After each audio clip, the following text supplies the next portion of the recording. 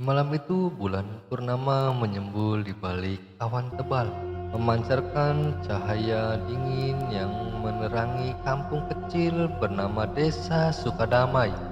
Di tengah sunyi malam, hanya suara jangkrik yang terdengar samar-samar. Tapi dalam diamnya alam, ada sesuatu yang mulai bangkit, sesuatu yang sudah lama terkubur dalam kesunyian. Di sebuah rumah tua di ujung desa, lampu redup menyala. Seorang lelaki tua duduk di atas tikar usang. Tangannya meremas-remas sesuatu yang tak terlihat oleh mata biasa. Senyum tipis tersungging di wajah keriputnya. Waktunya tiba, mereka akan membayar harga pengkhianatan. Bisiknya perlahan. Angin berhembus pelan dari arah hutan belakang rumah. Bukan angin biasa, ia membawa aroma tanah basah dan bunga mati. Di sudut ruangan, bayangan hitam bergerak tanpa suara. Lelaki tua itu menatap ke gelap, matanya bersinar redup. "Kamu juga merindukan mereka, bukan?" katanya pada bayangan itu. Rasa takut, rasa sakit, jiwa-jiwa yang hilang.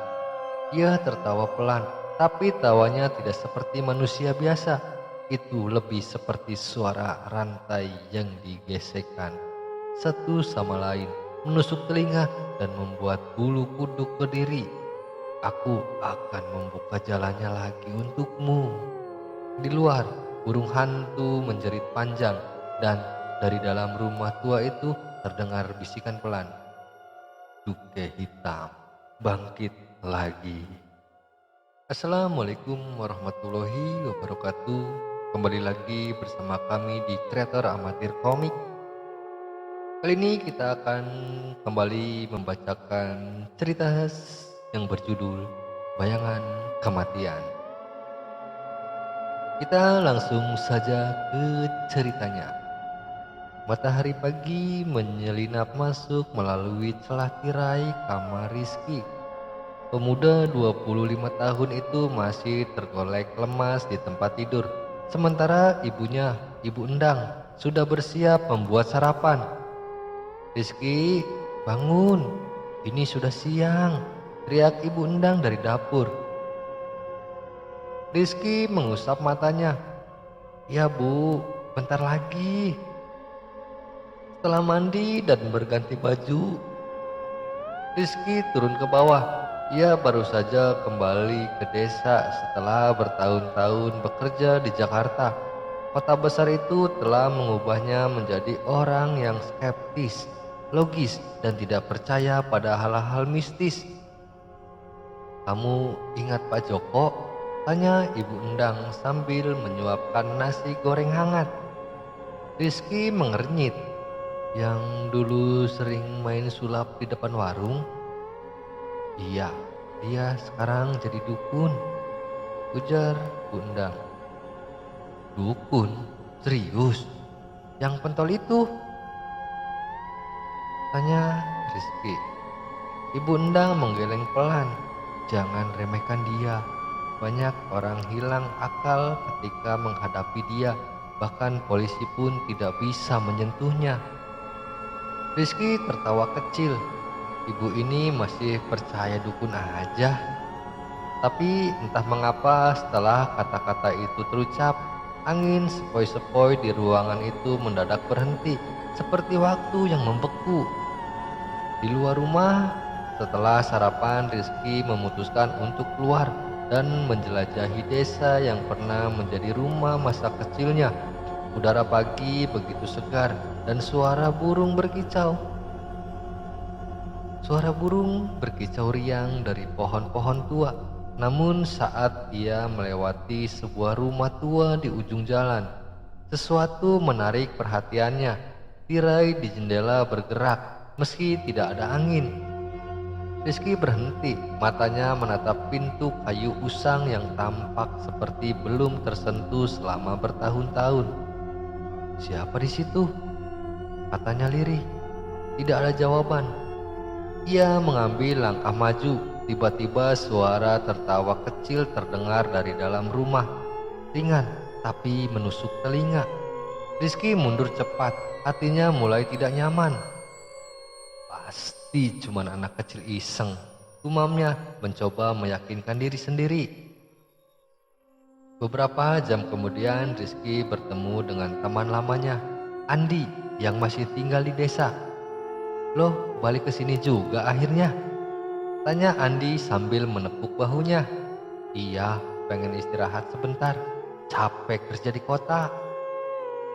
Andi menatapnya serius. Loh, harus hati-hati ya di desa ini, banyak hal yang berubah. Apa maksudmu? Tanya Rizky. Pak Joko, dia bukan dukun biasa. Orang-orang mulai menghilang, ada yang gila, dan semua itu dimulai setelah dia bangkit.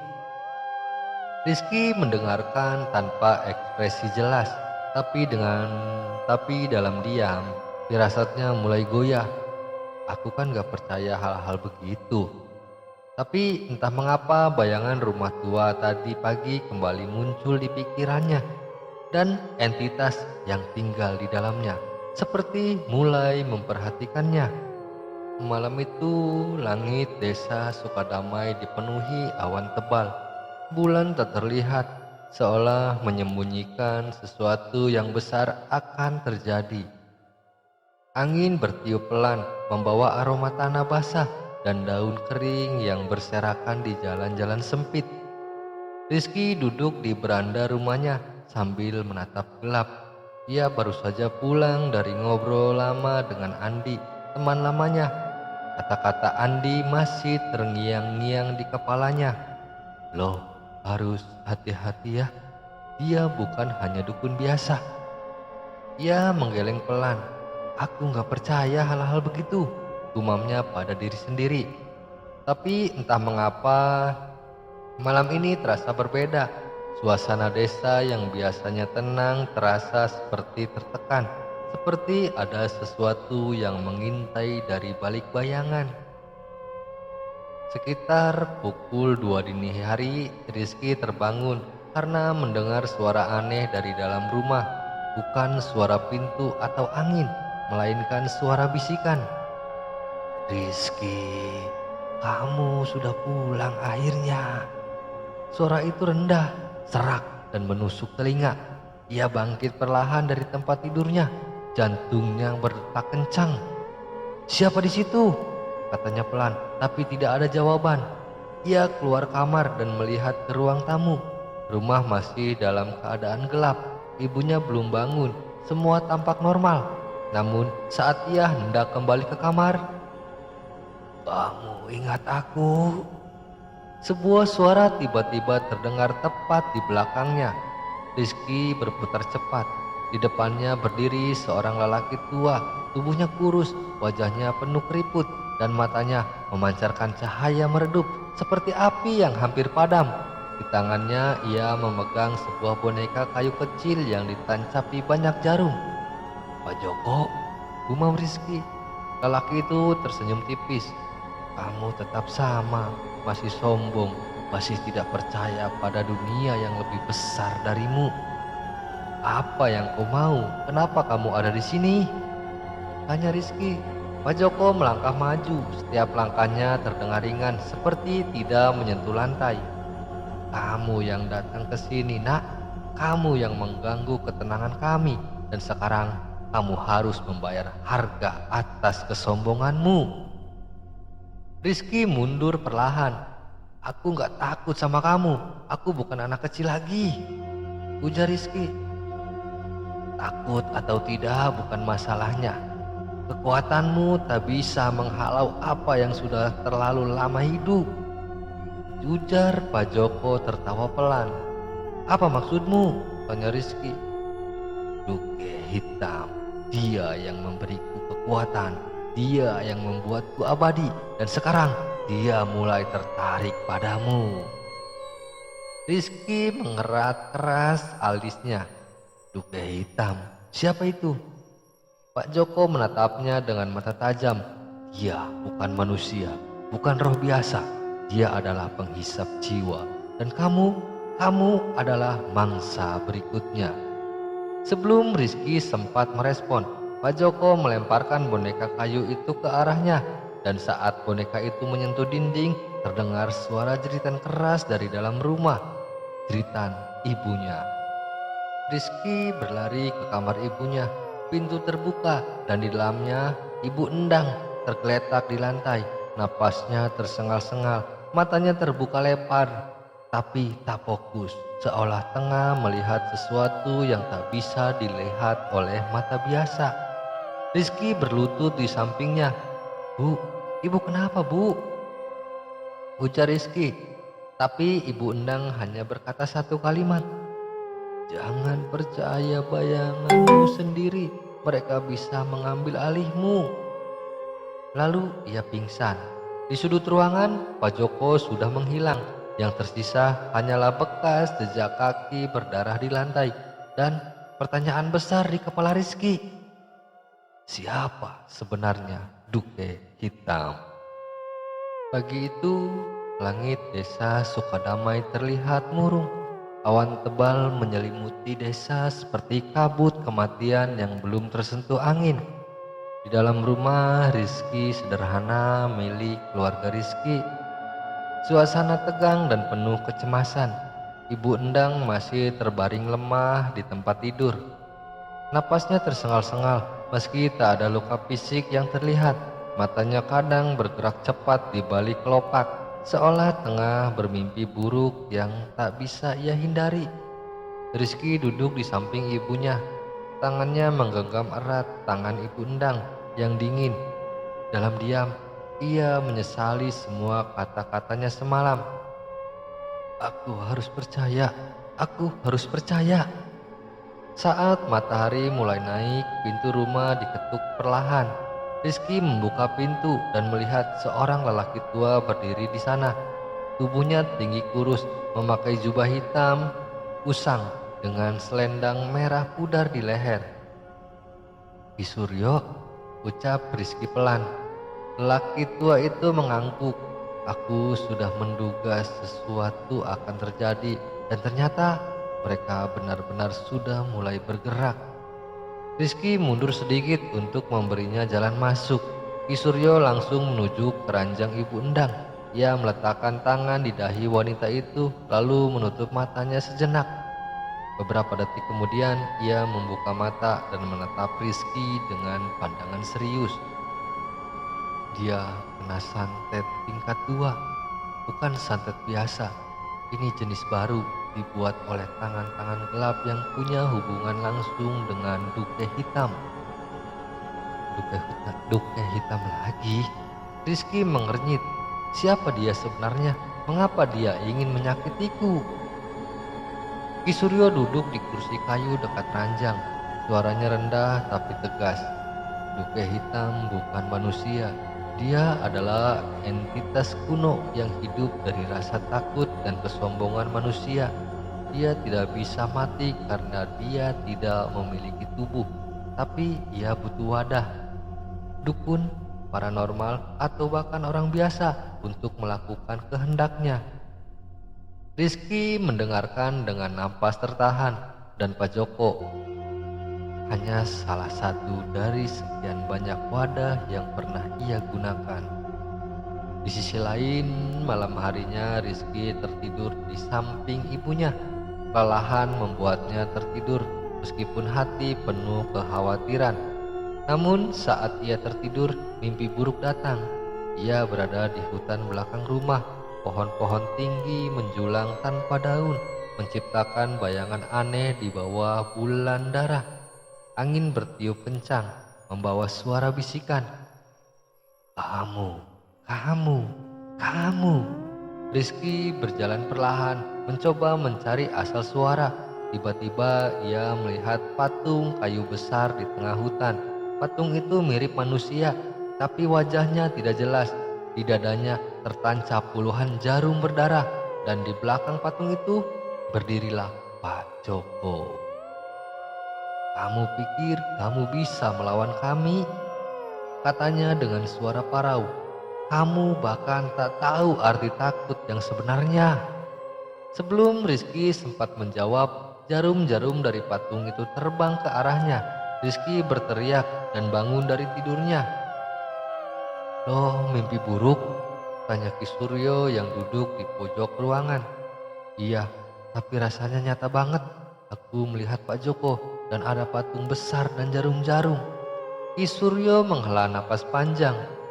"Itu bukan hanya mimpi, itu adalah bentuk komunikasi dari dunia gaib. Mereka sedang memanggilmu, memanggil jiwa yang bisa menjadi wadah barunya." Rizky menelan ludah. "Aku nggak mau jadi bagian dari ini." "Sayangnya, kamu sudah terlibat sejak pertama kali kakimu menginjak desa ini." Esok pagi, Ibu Endang kondisinya memburuk, demam tinggi, tubuhnya lemas, dan ia mulai bicara dalam bahasa yang tak dimengerti Rizky.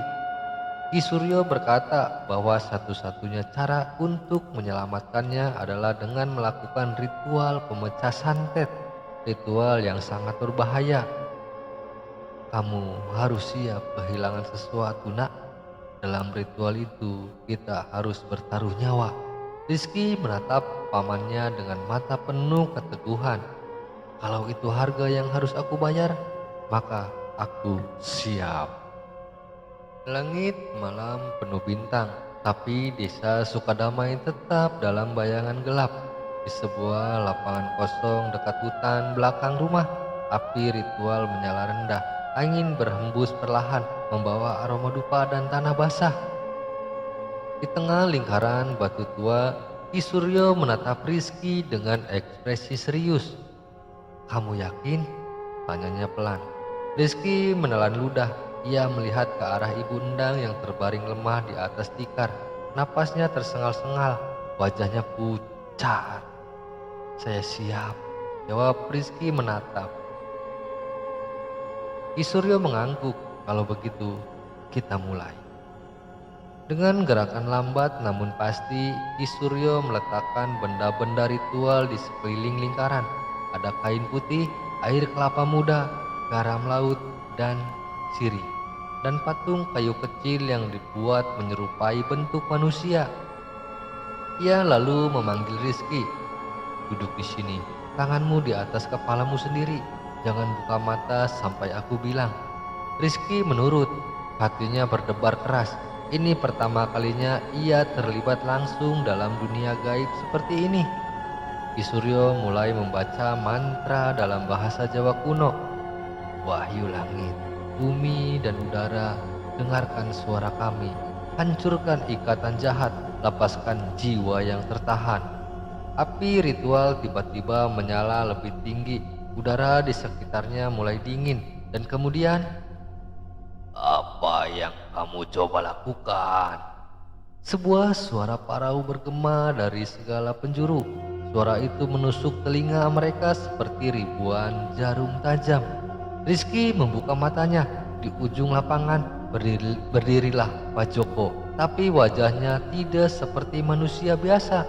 Matanya memancarkan cahaya merah darah dan tubuhnya bergetar seperti digerakkan oleh sesuatu yang lebih besar. "Kamu pikir kamu bisa melawanku? Kamu bahkan belum tahu arti sakit yang sebenarnya," ujar Pak Joko.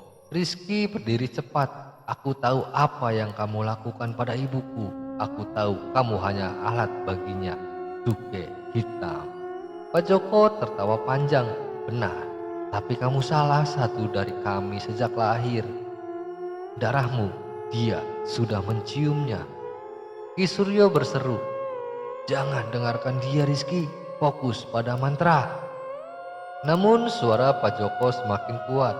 "Kamu tidak bisa melawan takdirmu. Kamu dilahirkan sebagai calon wadah terbaiknya, lebih kuat dari siapapun sebelumnya." Rizky mundur selangkah. "Apa maksudmu?" Pak Joko mendekat. "Kakekmu, dia juga salah satunya. Dan ayahmu, dia kabur karena takut. Tapi kamu ada di sini dan kamu tidak bisa lari lagi." Tiba-tiba angin kencang bertiup. Api ritual padam seketika. Langit malam berubah menjadi hitam pekat. Dari kegelapan itu, bayangan-bayangan mulai muncul. Mereka berwujud manusia, tapi tanpa wajah. Mereka berjalan perlahan ke arah Rizky. Ki Suryo berteriak, "Ini ilusi, jangan percaya pada apa yang kamu lihat." Rizky menutup matanya. Ia mencoba fokus pada suara mantra pamannya, tapi bisikan dari bayangan itu mulai masuk ke pikirannya. "Kamu akan seperti kami, kamu akan hilang." Ia berteriak kesakitan, kepalanya terasa ingin pecah. Namun saat ia membuka mata, ia melihat sesuatu yang membuatnya terkejut. Di tangannya terdapat bekas luka aneh berbentuk simbol silang dan bulan sabit. Simbol itu mulai bersinar terang. Ini milik keluargaku." Ki Suryo menyadari sesuatu. Itu simbol penjaga jiwa. Kakekmu meninggalkan itu padamu, tapi kamu baru bisa menggunakannya saat kamu benar-benar percaya pada dirimu sendiri. Pak Joko mundur sedikit. Tidak mungkin. Kalian tidak bisa melawanku." Rizky menatap tangannya. Cahaya itu semakin terang. Ia menatap Pak Joko dengan pandangan tajam. "Aku bukan wadahmu. Aku adalah akhir dari kamu." Cahaya itu meledak dan bayangan hitam di sekeliling mereka mulai menipis. Dan cerita pun bersambung. Kita akan lanjutkan ke part selanjutnya di kesempatan berikutnya. Terima kasih untuk teman-teman semua yang sudah menyimak dan mendengarkan cerita ini. Sekali lagi saya ucapkan banyak-banyak terima kasih. Wabillahi taufiq wal hidayah. Wassalamualaikum warahmatullahi wabarakatuh.